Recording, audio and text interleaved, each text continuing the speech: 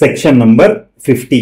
Punishment of abatement if person abated does act with different intention from that of the abater. ఈ section దేని గురించి మాట్లాడుతుందంటే sir, ఎవరైతే ఒక person ఉన్నారో if is an అబేటర్ అంటే abatement చేస్తున్నాడు, తిని డైరెక్షన్స్ మీద కానీ ఏదైనా పర్సన్ కానీ ఆఫెన్స్ చేస్తున్నాడు, రైట్ సార్. తినికి డిఫరెంట్ ఇంటెన్షన్స్ ఉంటే తినికి ఎటువంటి పనిష్మెంట్ పడుతుంది అని ఈ సెక్షన్ చెప్తుంది సార్. ఒకసారి చూద్దాం సార్, ఒక ఎగ్జాంపుల్ వల్ల అర్థం చేసుకోవడానికి ట్రై చేద్దాం మనం, right sir. For example, this is me Mahesh, this is my friend Shiva, right sir. నేను శివకి ఏం చెప్పానంటే, అరే వాసవి బిల్డింగ్ లో, ఏ బిల్డింగ్ లో సార్, వాసవి బిల్డింగ్ లో నా బైక్ పార్క్ చేసి ఉంది, take this keys and bring my bike. But future లో ఏం తెలిసి వచ్చింది, ఆ బైక్ నాది కాదు, అదెవరిది, రాహుల్ది, right sir.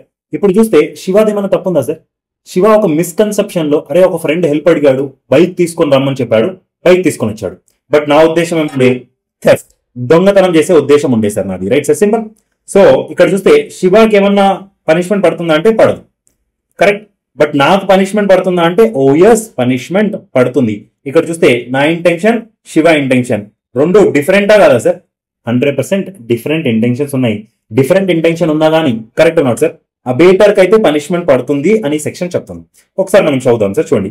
Whoever abates the commission of an offense shall, if the person abated does the act with a different intention or knowledge from that of the abater, be punished with the punishment provided for the offense which would have been committed if the act had been done with the intention or knowledge of the abater and with no other. Simple. So ఈ section ఏం చెప్తుంది, బాబు అబేటర్ నీకు దొంగ intentions ఉన్నాయా, నువ్వు పని చేయించుకుందాం అనుకున్నావు, okay. And ఎవరైతే ఆఫెన్స్ చేస్తున్నారో పాపం ఆ పర్సన్ కి ఆఫెన్స్ తెలిసినా తెలియకపోయినా కానీ ఈ చట్టం ఎలా ట్రీట్ చేస్తుందంటే, తనకు తెలుసు అని తను చేస్తున్నాడు కాబట్టి నీకైతే పనిష్మెంట్ మ్యాండేటరీ పడుతుంది. వాడికి పడుతుందో పడదో పక్కన పెట్టండి, నీకైతే మ్యాండేటరీగా పడుతుంది, బికాస్ నీ గిల్టీ ఇంటెన్షన్ ఉంది కదా. ఎగ్జాంపుల్ సేమ్ చూడండి sir, exactly copy paste sir. But ఇక్కడ నేను బైక్ చెప్పాను, వాడు బైక్ చెప్పడు, వేరే థింగ్ అని చెప్తాడు.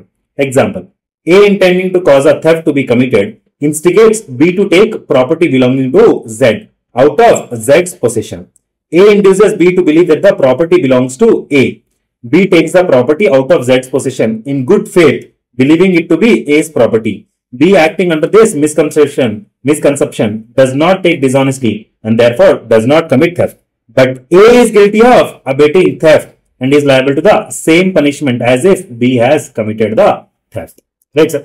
And you need to understand, sir, section number 50, 51, 52, 53 are connected sections, sir, because belonging to the same chapter on the same topic. కొంచెం slight variation ఉంటుంది. ఆ స్లైట్ వేరియేషన్ మనం అర్థం చేసుకుంటేనే ఈ నాలుగిటికి మనం ప్రాపర్ గా అర్థం తెలుసుకోగలుగుతాం, రైట్ సార్.